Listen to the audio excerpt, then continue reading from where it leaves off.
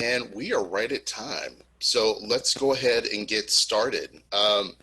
Hi, I'm Calvin Allen. I work with an organization called Rural Forward North Carolina. We are a program of a large organization called the Foundation for Health Leadership and Innovation, and really excited to be your moderator for this evening.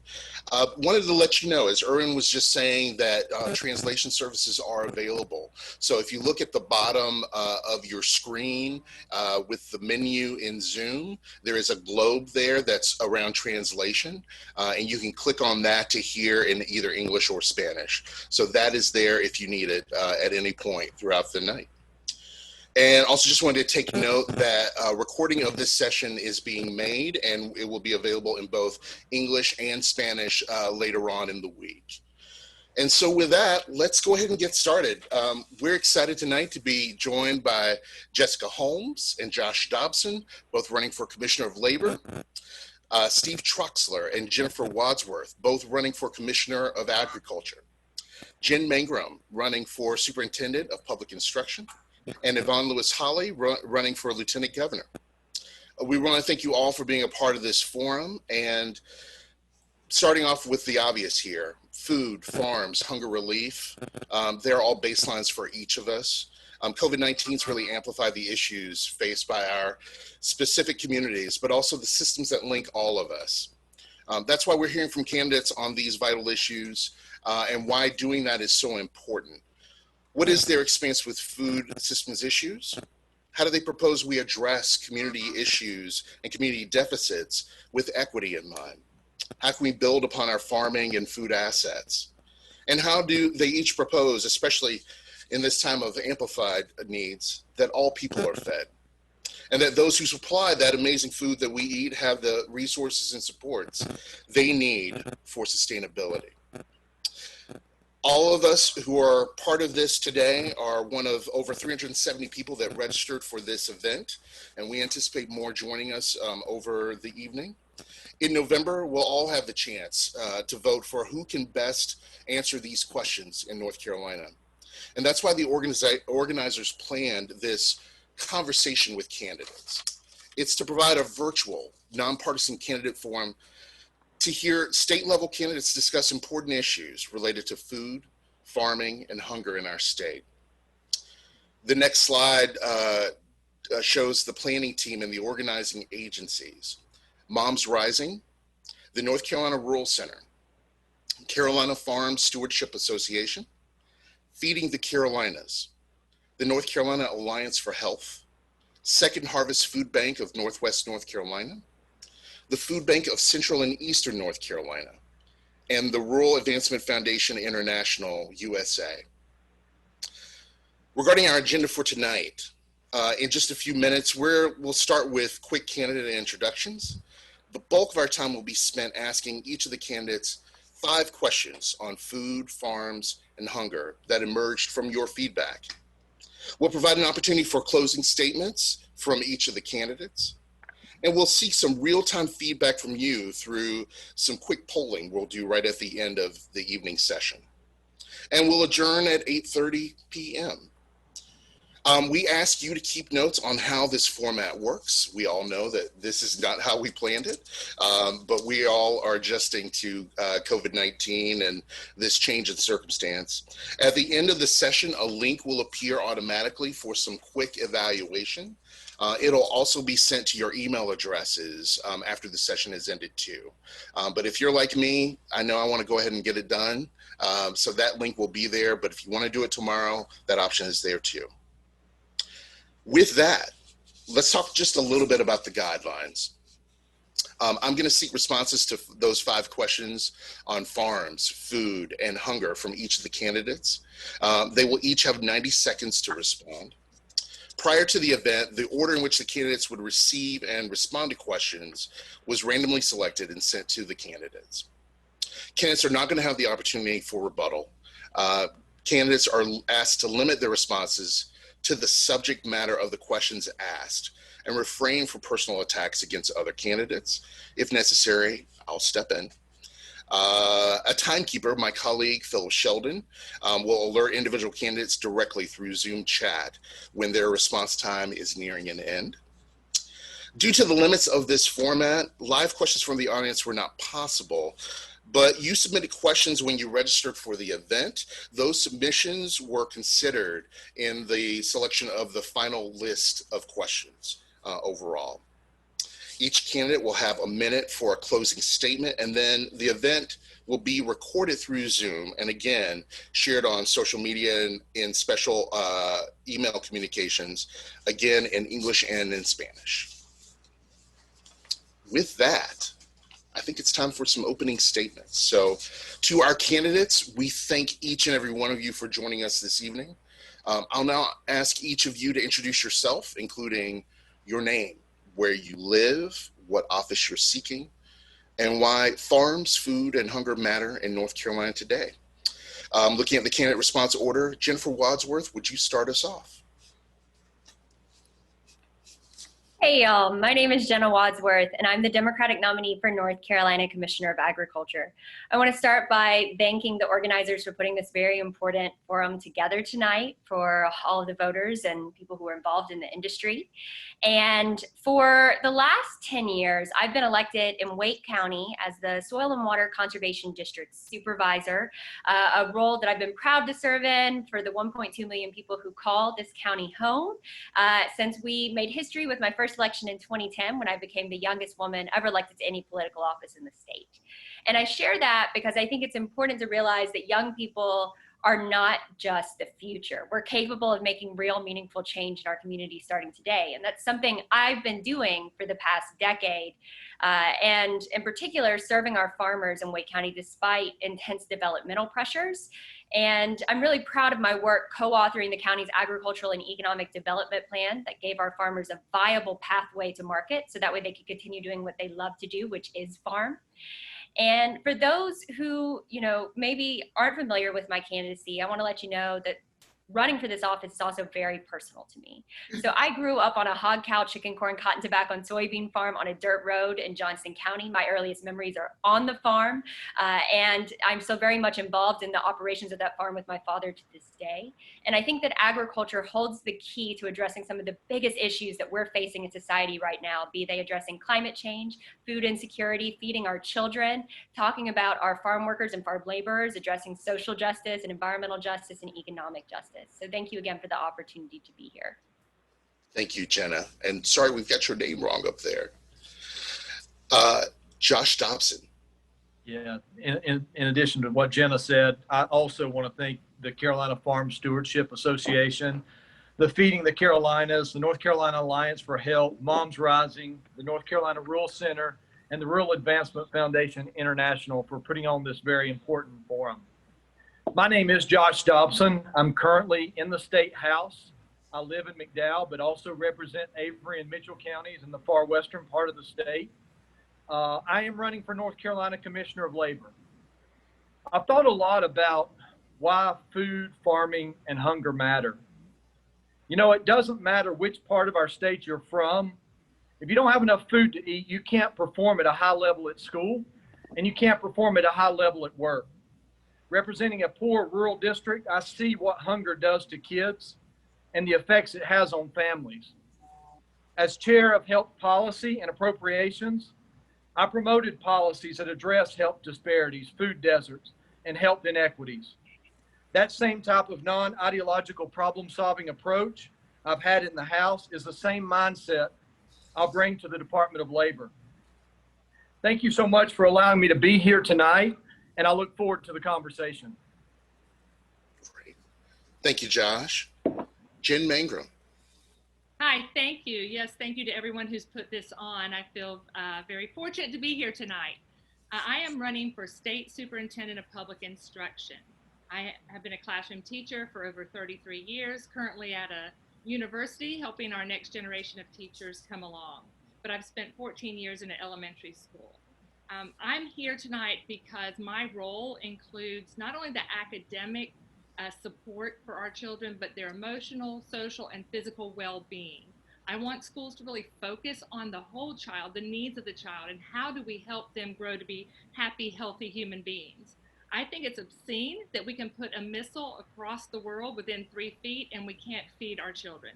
If there's one child in North Carolina who's going hungry, I feel as though I'm not doing my job. I'm looking forward to the rest of the forum and to hear the ideas of other people, because this is so important and we got to do it right. So thank you.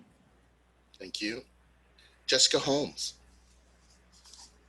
I'll reiterate my appreciation and gratitude to all of the hosts for giving us this opportunity to share. I am Jessica Holmes. I was born and raised in rural eastern North Carolina, and I'm currently a Wake County Commissioner running for North Carolina Commissioner of Labor. This issue is particularly near and dear to my heart as someone who grew up on free and reduced price lunch, and who oftentimes through my childhood fit into the category of those children within our public school systems who have experienced hunger for food, and what it's like at the end of the month to open the refrigerator and only essentially see condiment in a state that is one of the top producing agricultural economies in our entire country. This issue matters to me, and I'm very happy to have the opportunity to share some of the issues that I have led on in addressing this issue, not from a theoretical perspective, but of actually ensuring that children and people in our communities actually have food that goes from the farm directly to our table. Thank you so much, Jessica. Steve Troxler.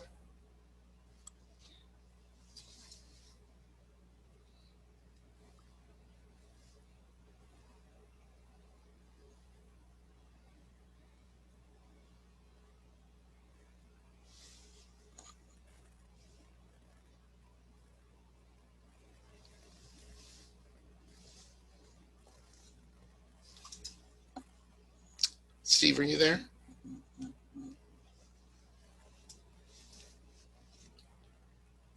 We might be having a little problem with Steve. Let's go on to Yvonne Holley.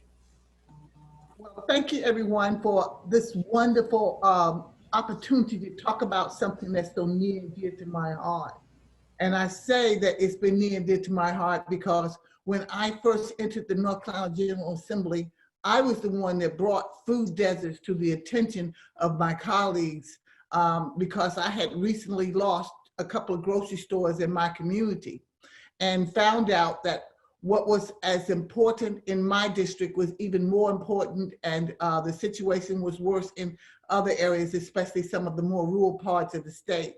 And I worked very diligently the whole 8 years that I've been in the North Carolina General Assembly representing District 38, which is part of Raleigh, in introducing them to food and making sure the communities get to be food secure. And that there is enough food available for everyone. Because if you're hungry, you can't work. If you're hungry, you can't go to school and think well. And it's just too an important part for a state like North Carolina to have the wonderful, wonderful agricultural system that it does. And then yet we come in so low in being able to feed our students. It has gone up, it is better, but it's still not there yet. So I welcome the opportunity to talk about food security tonight and some of the things that I've done in the General Assembly, and let's get this started. Thank you. Steve Troxler. Calvin, can you hear me now? I can. All right. I'm Commissioner of Agriculture, Steve Troxler, and I want to welcome you to my home and my farm here in Brown Summit, North Carolina, about 10 miles north of Greensboro. And I have been your Commissioner of Agriculture for the past 4 terms. It's been an incredible honor to do that, and I'm seeking my 5th term for this office. Agriculture and agribusiness remain the #1 industry in North Carolina at $92.7 billion. That's with a B. And I've taken great pride in seeing this number grow from 59.6 when I walked in the door of the Commissioner of Agriculture. During this time, I've been afforded the opportunities to be in regional leadership and national leadership, serving as the president of the National Association of State Department of Agriculture, the president of the Southern Association of State Departments of Agriculture, and a two-term president of SURPASS, an organization of the military, environmental groups, and state and federal agencies. So I'm glad to join you and look forward to the conversation tonight. Great. Thank you. And now that we've heard who everybody is, let's get into the major questions here. The topics are going to be around the following issues: food insecurity and hunger, child nutrition programs, supporting Black farmers, farm workers, food processing, and issues facing Latino and Latinx populations, and the COVID-19 pandemic. And the first question, which will go to Josh Dobson, is this one. North Carolina is the 10th most food insecure state in the country, while at the same time being the 10th most agriculturally productive state in the nation. The COVID-19 pandemic has highlighted weaknesses in our food systems, which we have also seen with natural disasters such as hurricanes in past years. What solutions will you offer to create a resilient food system that nourishes all North Carolinians in the face of future emergencies? Thank you for the question, Calvin. You know, these consequential and monumental problems that we face as a state, there are no silver bullets. There are no quick fixes to the problems that we face. But what we can do is offer policies that address those issues that you just mentioned. In this last COVID bill that we passed in the State House, we added $6 million to the food banks in North Carolina, $1 million for each one of the food banks. I think that's a start. We addressed health disparities in our state. We increased rural health grants, which allowed homeless shelters to pay a physician's assistant to provide health care to those areas. Those are the types of things. I also sponsored Carolina Cares, which was a way of closing the coverage gap in North Carolina.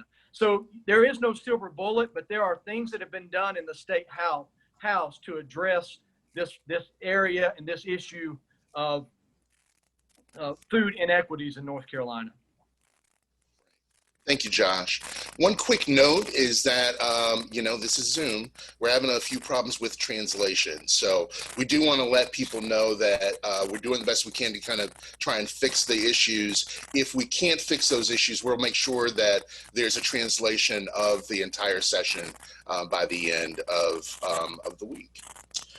And then next up, Jessica Holmes. I will note very specifically, as someone who grew up in rural Eastern North Carolina, who knows what it's like to sweep water out of our living room after hurricanes. You can't talk about farm preservation, particularly in Eastern North Carolina, without talking about climate change. And the fact that due to climate change, we are seeing hurricanes at greater frequency and greater intensity as well. So that is something that we have to acknowledge and address when we talk about natural disasters such as hurricanes. Another issue that we have to be realistic about is farm preservation. As our population continues to grow, development is putting pressure. So we have to work with our farmers to make sure that they are able to continue farming in light of pressures related to development. I would agree with Mr. Dobson that there is no silver bullet, but there are absolutely policies and initiatives that we can put in place to better support our farmers and ensuring that they're able to keep farms in their families. Thank you, Jessica. Steve Troxler. After every disaster that we've had in North Carolina since I've been the commissioner, we have responded with USDA food through our food distribution division in Butner, North Carolina. And it makes you feel so good to be able to get this food in. I know in Florence, we were able to get food into Wilmington when nobody else could. We work with organizations like Baptist on Mission to feed people during disasters, but we also deliver food to the food banks in North Carolina and the feeding institutions and the schools. And I'm proud to say that this past year, we delivered over $130 million worth of USDA food, which is an all-time record for what we've done. But we also have got some new programs that we're going to bring in to make sure that we have a resilient food economy in North Carolina. First, we have $20.4 million that we'll be investing in harvest capacity at our smaller harvest plants and medium-sized harvest plants where animals are prepared and brought to the table. We think this will help a lot of small producers and medium-sized producers sell directly to the public. We have a program called our farm feeding program where people sell directly to the public. Also, we're going to be working with RAFI and with Carolina Farm Stewardship on a program that will help our smallest farmers markets in North Carolina. We have $750,000 to do that. I look forward to distributing this money. Thank you. Jenna Wadsworth. Building a more resilient food system won't only benefit our farmers, it'll benefit communities throughout the state. And so in North Carolina, our whole population is actually several percentage points higher when it comes to food insecurity than the US population. And that's an even higher number for our children, with 1 in 5 children in North Carolina not knowing where their next meal is coming from. And when we talk about COVID-19, I think it's just highlighted further exacerbated existing disparities within our very broken food system. Again, 4 out of 10 Black and Hispanic families right now are struggling with food insecurity during COVID-19. People are out of work at record rates, and they're having to rely on food banks and nonprofit partners at unprecedented rates in North Carolina. And it's been really amazing to watch some of these nonprofit partners step up, but it's unfair to ask them to continue operating at that level when we have other tools and resources available to us that we're just not using effectively. So I actually pushed for legislation that became Senate Bill 776 that would have helped to make a more resilient food system here in North Carolina and would have helped benefit farmers with a tax credit to donate their food to nonprofit partners and get that food to where it needed to go. However, there were people in the legislature that were unable to put aside partisan ideology in order to create policy that would actually make a difference in people's lives. And I think that we absolutely can do better by investing in small and local food systems, by working with federal partners to extend the minimum benefit for SNAP. And for every 1 person that Feeding America could feed, SNAP could feed 9 if we fix that program to be more effective. Thank you. Jen Mangrum. Hi, thank you. As I'm reading the question, we're the 10th most food insecure state in the country, at the same time being the 10th most agriculturally productive state in the nation. How does that happen? As the superintendent, I'm thinking the math here doesn't make sense. What I would say is that children should not live in areas where there are farms next door and yet they don't have food to eat. Your comment about climate change. Are we teaching climate change in our schools? I'm not sure that we're getting enough science, particularly in the elementary school, to understand what that means and what that impact is on our daily lives. Our future generations need to be studying it, need to be knowing it, and that's important. I'm also thinking about our high school students when they're trying to pick their passion. What do they want to do in life? We need to have more technical education, including agricultural education. And I've talked at length with Jenna. How do we expand it so that our students know that college isn't everybody's route? Some people want to follow a passion that's different, and I want to be able to provide that for them. I think that the last thing I would say is education should be project-based. And where better can we have hands-on learning than gardens in our schools, or working on farms, or being out in the public? So as superintendent, those are some of the things I want to do to help during times of crisis and to help our students be prepared for them for the future. So thank you. Thank you. And Yvonne Holley. Well, it's always difficult to go last when everybody has said so much wonderful things to really answer this question. So I will add what I can. Well, first of all, we need to have an emergency system set up. Of course, our food banks are just an integral part of that. And we need to have delivery systems in place. Instead of us looking and sending so much out of state, when we have an emergency, we need to have contracts where maybe the part of the state and provide things for the western part of the state if they have an emergency, and vice versa, a system that's in place. One of the things that we've learned is that a food desert is when, if you're in the urban area, when you do not have access to nutrient-rich food within a mile. But in rural areas, it's as much as 20, 25, and in some places, 30 miles before you will have access to a grocery store. And just because you live on the farm doesn't mean you're food secure, because that farm may be a tobacco farm, or it may be a not offer all the nutrient-rich foods or variety of the foods that you need. So that too is something that we need to take a look at.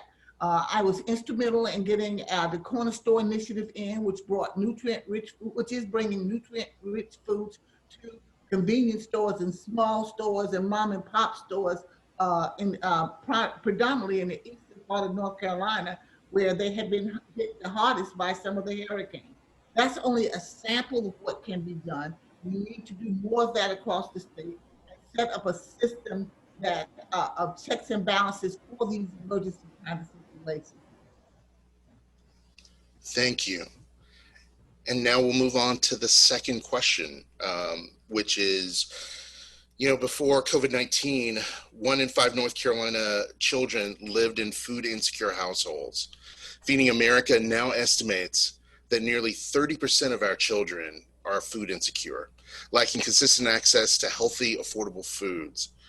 What actions will you take in your respective office to better support child nutrition programs in serving fresh, nutritious meals to all children in the state?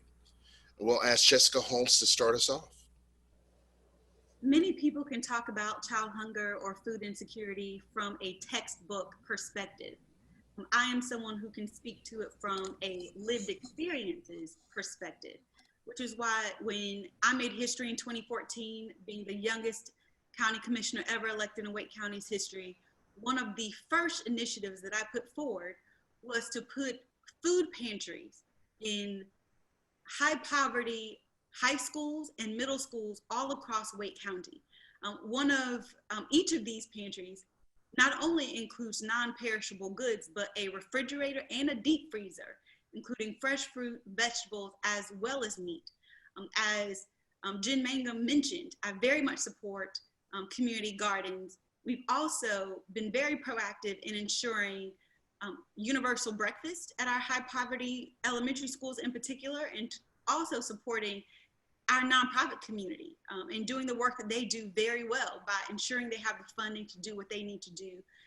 Organizations such as Backpack Buddies, getting those into the hands of our students. I very much believe we need to put the food where people are. And that also comes into account when we're addressing things like food deserts. I love things like farmers markets and putting those farmers markets and supporting our farmers, particularly in areas like food deserts. I always challenge my colleagues when it comes to addressing food security. It's not something that you can do one time and think you're done. It's something that you have to build a comprehensive and sustainable plan, because just because you ate today and are full doesn't mean you won't be food insecure tomorrow. So sustainability is very important for our economy and for our farmers. Thank you. Jen Mangrum. Thank you. This isn't necessarily a food problem, it's a values problem. I had a student, Chisholm, years ago, who at the end of the day, I found food stuffed in the back of his desk. And it was there later finding out because he was a foster child. And he was always afraid, where will my next meal come from? And so, we see this in our schools, and then we send them, 900,000 children are getting breakfast and lunch from school, depending on it. And sometimes the food, I'm sorry, is not satisfactory. It doesn't meet what I think children need. In Finland, I go there, I've been there a couple times to study. They have fresh food on a hot bar, and children serve themselves, even at 5. Because they want them to take what they need and take how much they want and not waste it. And I just think if we thought about children like Chisholm, and we thought about kids that want fresh food and good food so they can grow up understanding the difference between that and a frozen pizza that came from, who knows where, that our children would live better lives. We need to put policies in place in our schools that will lead to better nutrition, better health care, and protect our children from, eating junk, I'm gonna say junk, and not looking after themselves. So I'm excited to get a chance to work with the people on this panel and figure out how to make schools a place where food is attractive and exciting and supports local farmers. Thank you. Steve Troxler. Through our food distribution division, we work with all the child nutrition directors across North Carolina to deliver the healthiest food that we can possibly get to the cafeterias. And one thing that I can tell you that is unique in North Carolina is since we have this food distribution division, we're able to run a farm to school program where we are able to go directly to the farms, pick the products up as fresh as they can be, then deliver them to the school cafeterias. And this helps fight especially obesity from kids eating maybe food that's not so nutritious. And I mentioned the money that we're going to spend with small farmers markets. We want to make sure that all of our small farmers markets are healthy economically and innovative, and be able to get farm products directly to the public and make sure that this is a nutritional diet that they do follow. Thank you. Yvonne, Holley. Well, first of all, I just think that my heart has been broken about the kids now who are home that are food insecure. We have to look at the fact that so many of our children and students were getting their nutrition, the majority of their nutrition at schools. And now that they are home and parents a lot of times budgeted for maybe one meal a day and are being forced to supply 3 meals a day. And I think our food banks have done a wonderful job, and so many of our nonprofits are trying to help fill that gap. I personally have been out there at about 6 in my area, disseminating food, nutrient-rich foods to everyone. We need to, one of the things that we did do with the food desert bill, when we started studying this system and looking at what North Carolina had, we had a committee, and we realized at that time that North Carolina, there was millions of dollars in federal funds that were not being used for summer feed programs. Money that North Carolina can use to offer nutritious food during the summertime. And that is something that really good came out of that committee, is that now so many of the counties and officials are using those funds to feed our students during the summer. But during the COVID, that even though there's money put in it, access is still limited. I am very concerned, and it's not just children now, it's also our elderly population that are stuck at home and not able to get what they need. Thank you. Oh, stop. Jenna Wadsworth. I think it's absolutely criminal that a state that's a major agricultural player, not just nationally, but on the international market, has child hunger rates of 1 in 5. We can and we will do better. So in addition to working with federal partners to extend and reform the SNAP program so it actually is far more effective in serving our communities that need that help, that need that hand up, right now in North Carolina, about 40% of SNAP recipients actually have children. So this is an issue that they're facing, and this is a way that we can begin to reform the program and make a meaningful difference throughout North Carolina. I also have a plan to put a garden on every school ground. I think it's a great way to teach our children about where their food comes from, to understand nutrition and horticulture, and expand agricultural education programs. I've been endorsed by the Teachers Union, so I know this is something that teachers are excited to get to work on. And in my role as a soil and water supervisor over the last 10 years, we've made significant investments in environmental education programming, because I know that our children have to live with the brunt of our inaction when it comes to climate change unless we begin to elect a leader who from day one is unapologetic in their commitment to addressing the climate crisis. And part of that means looking at how that crisis affects agriculture and food insecurity. And I think that there's so many things we can do to change what the food desert landscape looks like. We can support our farmers markets, make sure that SNAP benefits are available there. And not just that, teach people who buy food from farmers markets how to actually use whole foods effectively. Because a lot of, like Dr. Mangrum referred to, a lot of folks are eating preservative and pasteurized foods at Dollar Generals that are the only stores available in their areas. Thank you. Josh Dobson will round us out. Thanks, Calvin, for the question. You know, I've thought about this a lot. What can the Labor Commissioner do to promote policies that address child hunger? And there's really two places that I think that the Labor Commissioner can best serve that role.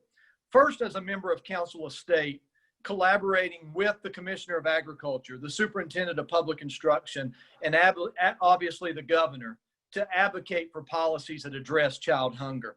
But then in addition to that, the General Assembly, and building upon the relationships that I have, both Republican and Democrat, to push for policies that addresses child hunger, that addresses food deserts that Representative Holley talked about, that increased appropriations for our food banks, that increased funding for free health clinics, that expanded access to care in underserved areas of our state. I think the Labor Commissioner, if done effectively, can advocate at the Council of State meetings, working with the Council of State, and then building upon those relationships that I have in the General Assembly, advocating for those very policies that does address child hunger, that we know that works. As Commissioner of Labor, that's exactly what I will do. Thank you. And with that, we'll move on to question number 3. And several of you brought up the Supplemental Nutrition Assistance Program.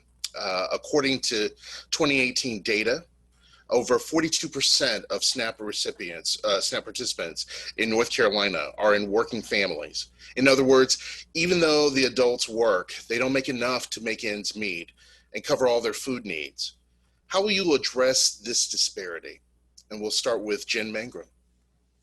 So this is one that I struggle a little bit with how schools will do this, other than to have a strong education program so that everybody has an opportunity to have a good job, a decent living, and feed their family. But I can say I'm a mom, I'm a former teacher. I've watched Jessica Holmes in Wake County, that's where I live, hand out food to people. I think we have to be role models for our community, that this isn't something anybody can solve individually. Josh was right about working with the Council of State, but also I want to roll up my sleeves and get out there and help families and let them know that North Carolina cares about our families and their children. Children can't learn if they're not fed, and they're going to be distracted and they're going to be weak. And it's Maslow's law. They have to be fed and they have to be healthy in order to learn. And I'm going to get out there and do all I can to have a healthy community and work with Jessica and get that done. And here in Wake County. Thank you so much. And then Steve Troxler. I think one thing that I can do as Commissioner of Agriculture is make sure that food is affordable. That means that agriculture has got to be efficient, and the food delivery system is there for all people to be able to take advantage of. If the food needs are not met, we will continue to do what we've been doing. We will deliver the food to the food banks, to the feeding institutions. We will work with the faith-based organizations to help them get through the hard times until they get to the point that they can once again meet their needs. But we've been through the pandemic, and I know this has been a terrible time for people, especially those that lost jobs and that are on unemployment insurance. So we're going to keep doing our part to make sure people are fed and they're fed nutritious foods. But that efficiency in agriculture to have a safe, affordable food supply and an abundant food supply is going to be the key to the future. As we move into a time when this world is going to have, they say, 10 billion people in it, we've got to be able to feed them, and it's a moral responsibility that all of us in agriculture shoulder. Thank you. And Josh Dobson, if you jump in. Yeah, thanks, Calvin. Being from Western North Carolina, we struggle economically, we struggle geographically, and I've seen challenges even before the COVID-19 crisis. And then after, it's just been exacerbated exponentially. I think as labor commissioner, the best way to make sure that employees are safe and employers are prosperous is through collaboration and working with both employees and employers. That's the way I've tried to work in the North Carolina General Assembly to get things done, and I think it served me well. I'm proud of that work, and I think that same type of mindset is what's needed at the Commissioner of Labor's office to work in collaboration with employees and employers through training, through education. So you have that on the front end so you don't have accidents on the back end. That's the way that you keep people employed, and that's the way that you keep employers and businesses prosperous so they can pay those workers what's needed. Thank you. Yvonne, Holley. Well, I am just thrilled and delighted that you asked this question. And I want to talk about a little bit off just beyond food here. Well, first of all, $7.50 an hour or minimum wage used to take care of one person. We are now asking whole families to live off of what other people would consider their lunch money. And we need to look at it as a holistic way. That it's not just food, it's housing, it's the family is falling apart because they lost their jobs, they lost their health insurance, they're losing everything. And we need to go back to a holistic approach. And let's start by giving people a living wage so then they are able to then buy enough food to take care of their families. It is critical. We need to go back to the basics and begin with level one. Thank you. Jessica Holmes. Agreed. Very well said, Representative Yvonne Holley. In some ways, the question answers itself when I look at the statement, they do not make enough money to make ends meet. The reality is that we need to increase the minimum wage. It has remained stagnant while the cost of living has increased. And there are several things that North Carolina can do and that I can do as your labor commissioner, such as using my voice to fight for better wages for our workers. Also addressing and fighting for Medicaid expansion.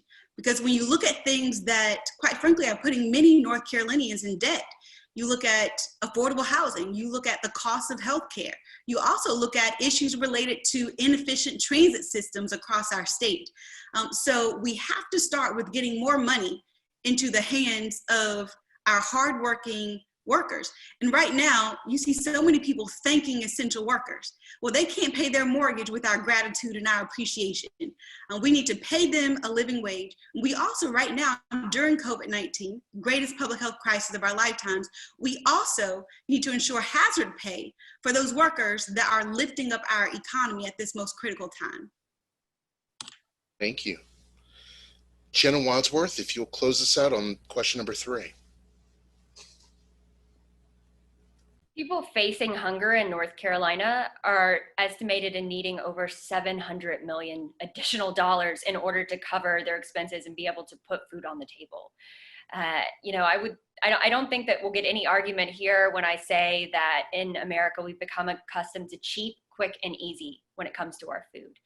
We've seen so much consolidation, in particular in the agricultural industry, and so much consolidation of power and access and control of the meat pipeline and everything else, especially on the federal level. And as more small farmers have gone out of business, as they haven't had resources and new market opportunities, they haven't been able to thrive and be successful and help feed their families and fill in some of the void in these food deserts, we're seeing people experience increased rates of hunger. And it's hard to ask most folks to shell out an extra $1 or $2 for locally grown, sustainably, ethically, morally produced food that costs a little bit more from their local farmers, when, as several of my colleagues have already alluded to, wages have largely been stagnant in this country since the 70s, which is also why I am in support of a living wage instead of just a minimum wage in this country. More than that, we have to talk about how healthcare is tied to employment. We have to extend an expand Medicaid access, especially people in rural communities that don't have access to transit in order to get to a hospital or a high quality medical facility easily or quickly. And so, I think COVID-19 has shown us that the system is broken, but if we're being honest, it has been broken for a very long time for a lot of people. Thank you. Just want to make a note here. We know a few people have joined us, and we are in the middle of our conversation about farms, food, and hunger overall, hearing from our candidates. Didn't want to apologize again for the translation issues, but we will make sure that this whole session is translated and is available in Spanish. We're now in the middle. We're moving into question 4 out of 5. And the next question is this: food system workers, specifically the Latinx community, have been disparately impacted by COVID-19 due to work environments, lack of access to health care, and job loss. What steps will you take to address the short-term and long-term needs of food system workers and the Latinx community in particular? And I'd like to start with Jessica Holmes. I'll share a statistic that is very relevant across our state. We know the realities that Black and Brown persons are disproportionately impacted by the COVID-19 pandemic. For example, in Wake County, Black and Brown people make up about 34% of our population and about 70% of our confirmed COVID cases. Specifically, as it relates to Latinx workers, as it relates to agriculture, they face 3 among many other challenges. One being housing, as it relates particularly to migrant workers who are often working in and living in very close quarters where they're not allowed or unable to socially distance. They are also less likely to have positions that come with healthcare benefits. Also, we all know the challenges all across our state. Hospitals are closing, which is very unfortunate considering that we're in the midst of a pandemic. Also, farm workers and Latinx workers are less likely to have paid leave. I can't tell you how many workers across our state have come to me with the challenge of, do they go to work, although they may have symptoms, or do they risk their lives in an attempt to make ends meet? So many challenges that can be addressed by, one, ensuring safe and adequate housing for our migrant workers, ensuring they have access to PPE, and safe housing, but also going back to the realities of Medicaid expansion and ensuring that we have quality access to hospitals all across our state. Thank you. Jenna Wadsworth.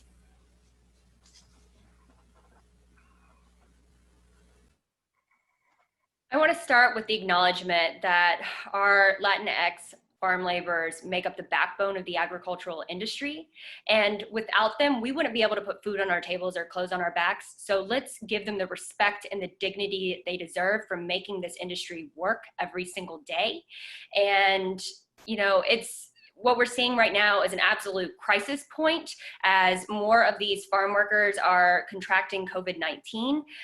The bulk of these farm workers and then the primarily undocumented and overworked and underpaid migrant workers in our meat processing plants, well, they have not been provided adequate access to PPE by their employers, who a lot of them didn't put up glass shields early on.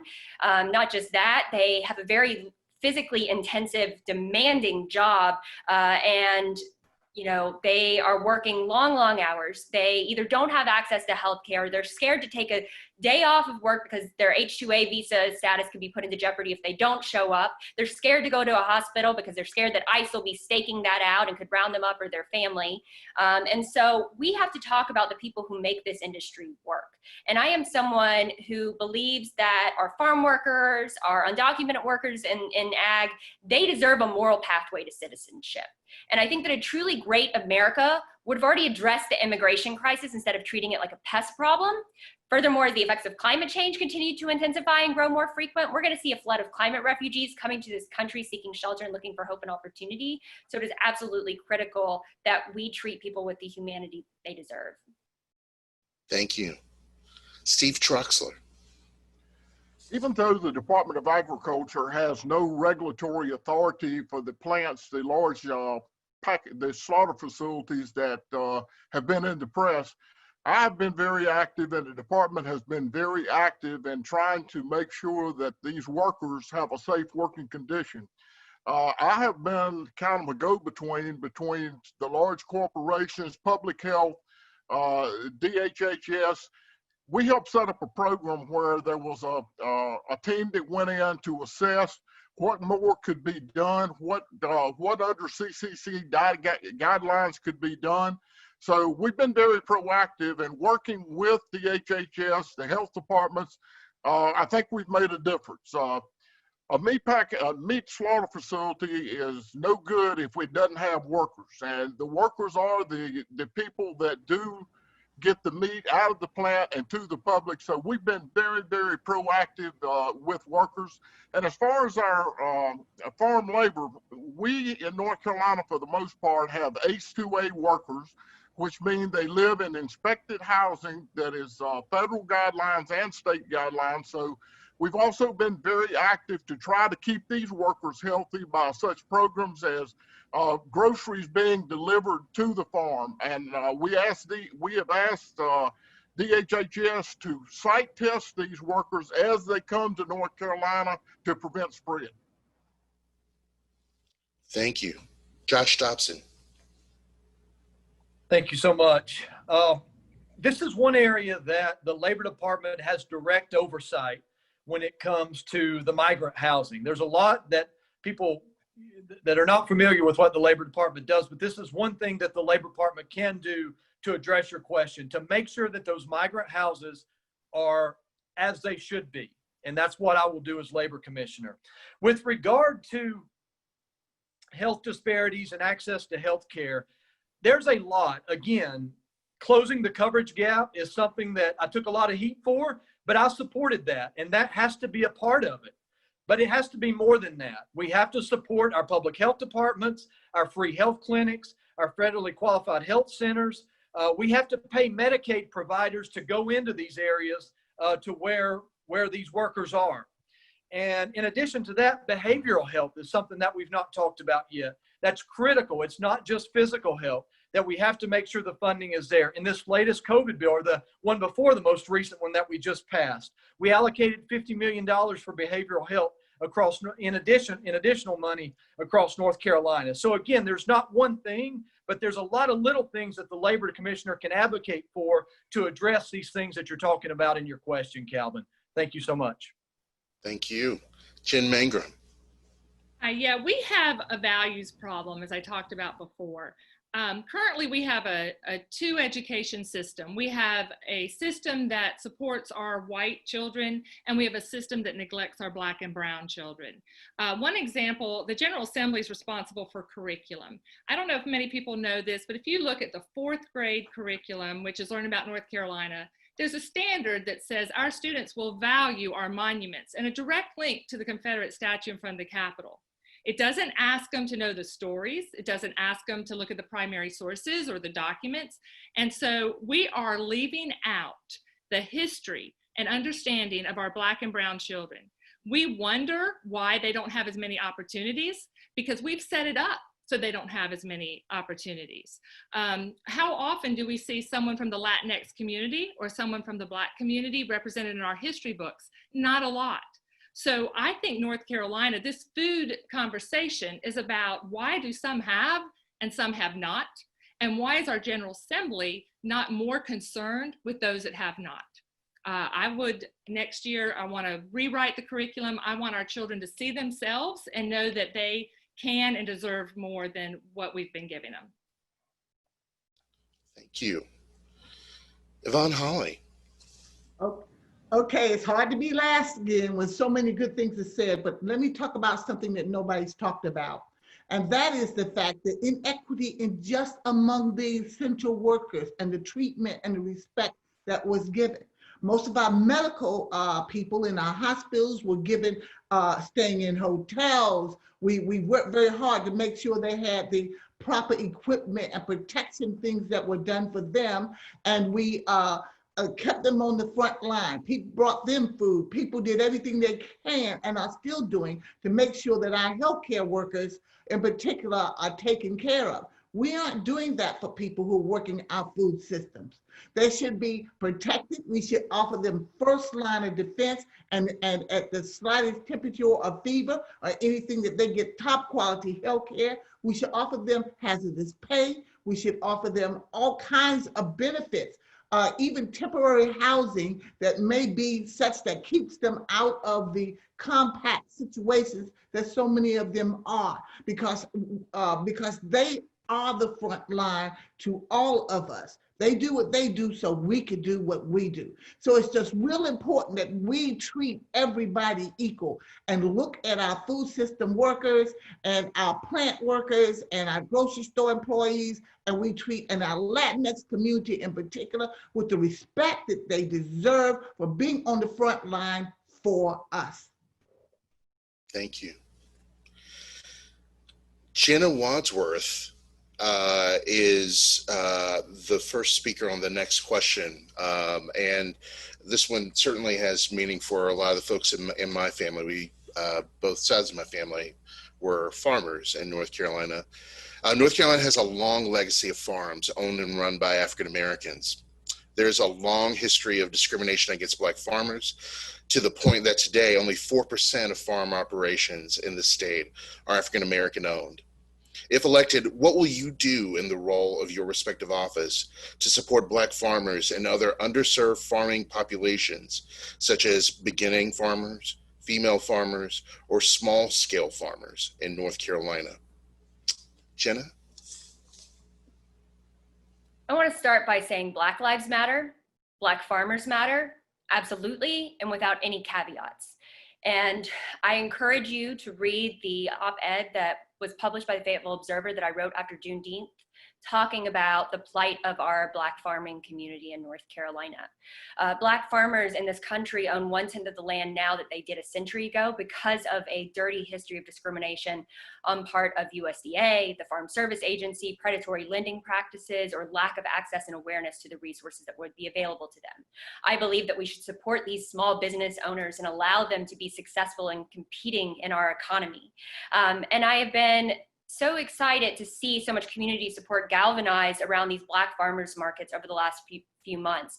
But I'm also disheartened that a lot of the Black farmers I talked to that went about creating these initiatives did so because they didn't feel welcomed or supported at the state-run farmers markets. So I think that, you know, there's a lot of room for improvement to do better by farmers who traditionally don't have a seat at the table. And we know that representation matters.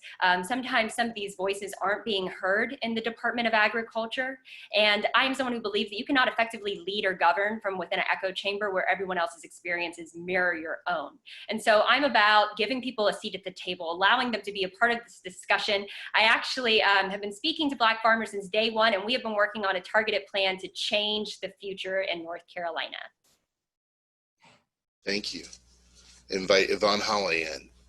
Oh, thank you so much for this question. You have such good questions this evening. Well, first of all, I would like to point out the fact that as a family, if you are in a family and one of your children is in need or is in sick, sometimes you have to take extra resources and put it to that child. So that child is able, they're brought to the point of the other members of the family, or they're made whole or well again. Well, that's what we need to do in some of these instances of discrimination and underserved communities. We need to do the investment in the problem.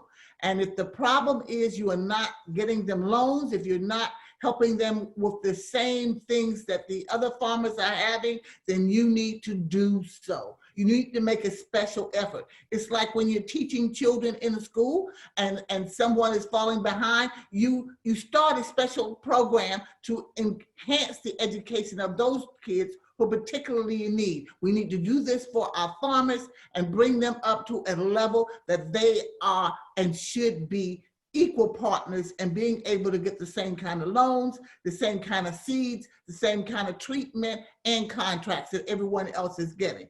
It is a discrimination that has happened across the world. It won't be solved quickly, but there are policies and procedures in place. And as your next Lieutenant Governor, I will do everything I can to make sure that attention are brought to these issues. And I will lobby my friends at the General Assembly to make sure that we can bring our farmers, our Black and female and underserved small farmers up to a standard that a lot of the other farmers deserve and enjoy. Thank you. Jessica Holmes. I'll start by noting that feeding people isn't something that is a partisan issue. As the next Labor Commissioner, I will use my voice on the Council of State to address some of the disparities that have already been acknowledged, such as the reality that many of our Black farmers don't have access to the resources that some non-minority farmers have access to. One unique challenge in the Black community that is a legal term is heirs property. We need to do a better job of ensuring that our Black farmers know what their options are and that they are better protected from development and making sure that they are able to keep their farms in their families and address those challenges. We have a problem, we have a solution when it comes to food insecurity and food deserts. But yet we have Black farmers who can't sell their produce. This is one reason I will absolutely support more farmers markets, particularly Black farmers, and quite frankly, using their produce to address food deserts in what tends to be Black and brown communities. So we have a problem, we also have a solution. We just need to do a better job of connecting those farmers with the needs that are already apparent in our communities. For example, ensuring those Black farmers and those in their communities have access to the produce that they grow. Thank you. Steve Troxler, we'd like to invite you in. Within the Department of Agriculture, I have a small farm section that work almost exclusively with Black farmers, farmers that don't have a lot of resources, small farmers. Each of these 4 employees are African American, and they spend their time helping farmers get through some of the federal programs that they don't understand. It's been unforgivable that in the past we had only 3% of minority farmers that were using federal programs. We're changing that. We work with A&T State University on their small farms program and the things that they do to work with especially small and minority farmers. So we're trying to do our best. In fact, this morning I was at A&T State University highlighting the small farm section and their small farm program. And we had 2 minority farmers there. And it was so heartwarming to hear their stories about how we had helped them be successful in what they had endeavored to do and how they had grown over time. So that is the way that we're approaching this problem. We are helping. We do work exclusively with this group of people, so I'm very proud of this section. Thank you. Jen Mangrum. So look at my colleagues that are running with me: Yvonne, Holley, Jenna Wadsworth, Jessica Holmes, and myself. We are people of color and we are women. We understand the needs of those that are marginalized. If you want to help North Carolina, you need to select people who are as diverse as the population of North Carolina. One of my goals is to have an Office of Equity at the State Department of Public Instruction. So right from the beginning, we're going to talk about race and racism. There's an ugly history that we have not been open to talking to. Black farmers are not doing poorly now because of something that happened yesterday. This has been a long-standing, continuous concern. And whoever's been in charge up till now hasn't done anything. As an elementary teacher, a professor, I'm not running for power or notoriety. I'm running to make North Carolina better. And if you want to make North Carolina better, you need to pick people who want to see that North Carolina, all of North Carolina, is represented.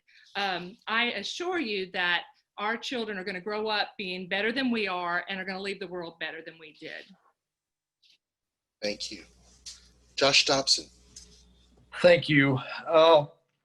Being an elected official doesn't make you an expert on everything. And some of the best policy proposals that I put forward come from listening.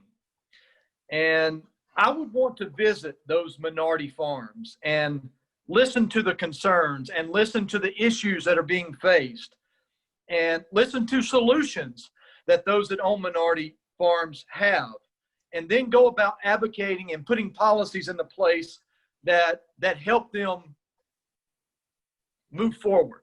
And that's what I would do. I would start by listening. And then after I listen, go about advocating for those policies that help those that most need it. Thank you very much. And with that, we are moving into closing statements for each of the candidates. And so we would ask Jenna Wadsworth to lead us off with your closing statement. So again, my name is Jenna Wadsworth, and I'm running to be your next North Carolina Commissioner of Agriculture to create a more sustainable, just, and equitable future for every single person who calls North Carolina home instead of just a select few. I am running to be able to serve the more than 40,000 farmers in this state that get up and work hard every single day, and a lot of them are struggling and having a harder time now than what they were over a decade and a half ago. They are experiencing farm stress at record rates. Part of that's because we're not addressing climate change or recognizing that it's real. You can't just write a relief check. That can't be our solution to dealing with every natural disaster. That's why I'm committed to creating a division within the North Carolina Department of Agriculture that works to specifically address climate change, resiliency building, looking at organic, renewables, how we connect urban farming, how we look at the great research that A&T is doing, HBCU that often doesn't get funding or the credit that it deserves. I want to create new market opportunities. I want to reform the discriminatory hemp licensure process. I want to talk about legalizing cannabis, which could be a huge economic opportunity for our farmers and rural communities, as well as an opportunity to achieve true social justice for communities of color who are disproportionately locked up on the basis of possession charges versus Caucasian users. We're going to address food insecurity. We're going to talk about bridging the urban-rural divide through meaningful investments in rural healthcare and rural broadband, and I need your help to do it. Thank you so much. Josh Dobson. Yeah, thank you again, Farms, Food, and Hunger, for this conversation and this civil discourse, which I think we need more of. When I was the main job of the North Carolina Department of Labor Commissioner is to keep the employees of North Carolina safe. When I was putting myself through school, I worked as a correctional officer back in Western North Carolina. And we made a pact every day before we walked in that we would walk in together and we would walk out safely together. That's the same mindset and same focus that I want to bring to the Department of Labor to make sure the employees of North Carolina walk in together and walk out together. Furthermore, in this time of division, I think most people are hungry for a kind of politics that sets ideology aside and tries to bring people together and tries to find common ground. I think most of my colleagues in the House would tell you that's the way I've tried to govern in the State House, and that's the way I'll try to govern at the Department of Labor.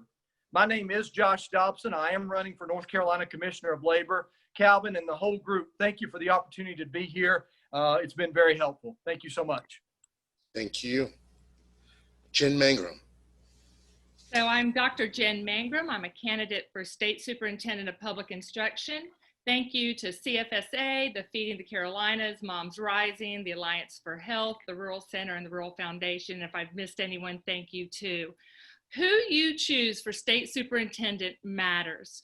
Our children are our future.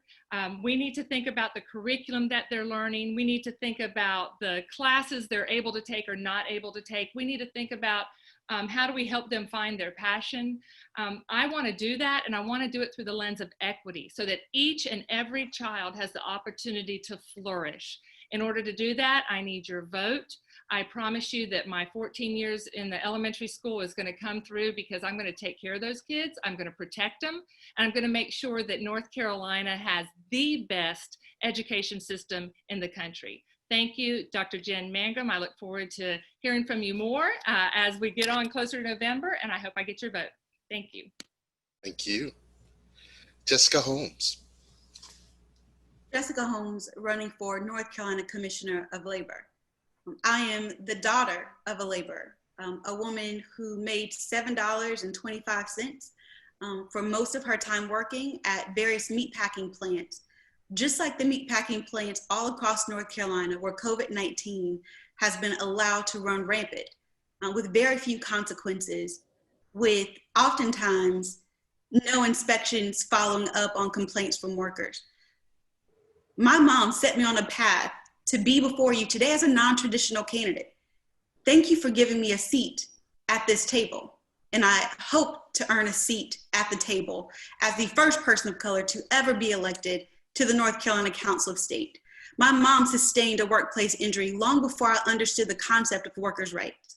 My mission is simple: to ensure safe and healthy work environments for all North Carolinians. Your party affiliation does not matter. I want you to go to work and go home with the same 10 fingers and 10 toes that you went to work with. My mom was not given that opportunity. I want to make sure that all of our workers across our state do. Jessica Holmes for North Carolina Commissioner of Labor. Thank you. Steve Troxler. North Carolina law requires that the Commissioner of Agriculture be a farmer engaged in their profession. This year, I filed my 47th consecutive Schedule F on my federal and state tax return. If there ever was a time that we needed experienced leadership, it's now. This Department of Agriculture is recognized as one of the best, if not the best, Department of Agriculture in the country. And that's the reason I'm seeking this 5th term, to carry out some of the exciting projects that we have got going, including the North Carolina Agri-Science Center in Raleigh, $120 million lab facility, a specialty crops program that we have with NC State. And I want to carry out the programs that I mentioned that we have just got funded to the legislature. I ask for your support, and I ask for your vote as a 5th term Steve Troxler, Commissioner of Agriculture. And Yvonne Lewis. Holley, excuse me. I want to thank you all for this opportunity to speak to people today who are concerned about the well-being of the human capital and the most valuable asset in North Carolina, its people. I look at the organizations that are doing this, and you have a variety of organizations who are participating. And here we have the opportunity to put wraparound services and take care of people in a holistic way. It isn't just about food. It isn't just about housing. It isn't just about healthcare. It's about putting all that together and let's making North Carolina stronger. I have spent 8 years in the North Carolina General Assembly as a gladiator, fighting for Medicaid expansion and some of these battles. Yet I have still worked across the aisle and gotten things done. I've gotten things done in the areas of food insecurities because when you're hungry, you don't say, are you a Republican or a Democrat? You say, I need some food. And I have to say, I've been very successful at it. I will take those same skills to work with my colleagues in the House and my new colleagues in the Senate as the next Lieutenant Governor of the state of North Carolina. And I will work with organizations like you to help this come about. Now, to close it all out, I must say one thing. I'm not here to be something. I'm here to do something. And my doing is to help the people of North Carolina. So thank you. Thank you. And thank you to all of our candidates as well. We are at the 8:15 mark. And we've gotten some amazing information from all of the candidates, but we also want information from the other folks who are part of this experience as well. So we've got 2 polls that we would like to put up now and get some information from you. So poll number 1 is asking simply, when you think about the issues that were kind of put forward to the candidates overall, if you had to name the top 2 that the candidates should pursue if they're elected, which 2 would you pick? So it's up on the screen right now. Pick the 2 that you think that they should work on first.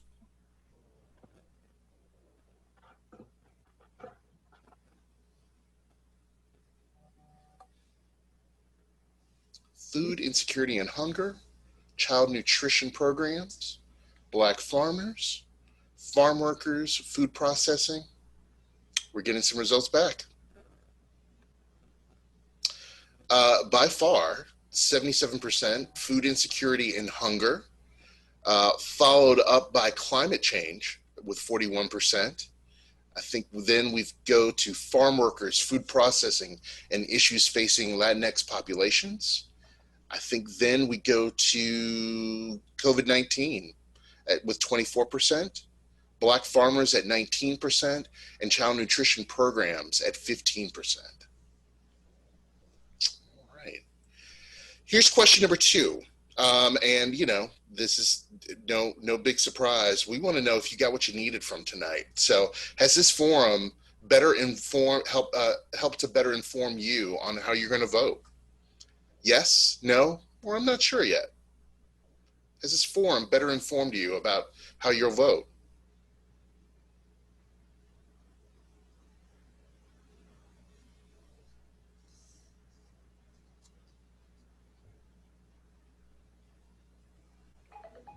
I love that they put up there that I can't vote. Maybe I have. Here we go. Yes, 92%.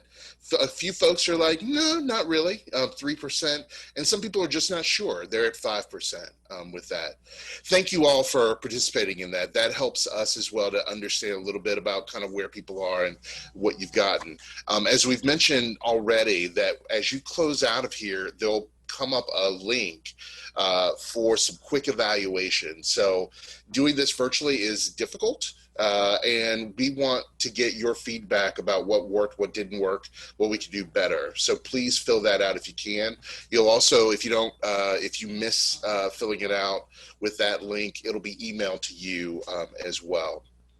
I also just wanted to, in closing out, the organizing team really wanted to make sure that we talked about the census. And, you know, we know that currently 40% of North Carolina households have not yet completed the census, which represents an estimated 4 million North Carolinians and over 7.4 billion in funding. Now you can complete the census by phone, mail, or on the internet by following the instructions on the slide right here.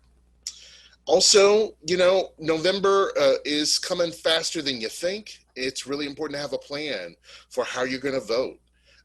So whether you're voting by mail or voting early or voting on election day, the key dates that you need to know about are on this slide. So please keep track of that.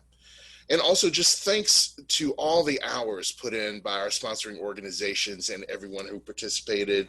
I really want to name them because there are a lot of people who worked very hard on this. Jessica Burrows with Moms Rising, Brandy Bynum Dawson and Tiffany Gladney with the North Carolina Rural Center, Jared Cates and Nick Wood with Carolina Farm Stewardship Association, Mike Darrow with Feeding the Carolinas, Marianne Hedrick Went and Morgan Whitman Grauman with the North Carolina Alliance for Health, Jan Jones with Second Harvest Food Bank of Northwest North Carolina, Earlene Middleton with the Food Bank of Central and Eastern North Carolina, and Lisa Mish and Michelle Osborne with the Rural Advancement Foundation International USA.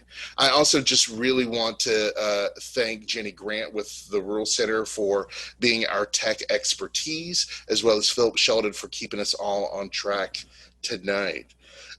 So with that in mind, please remember to fill out the evaluation. And again, thank you for being a part of this. Take care, everyone.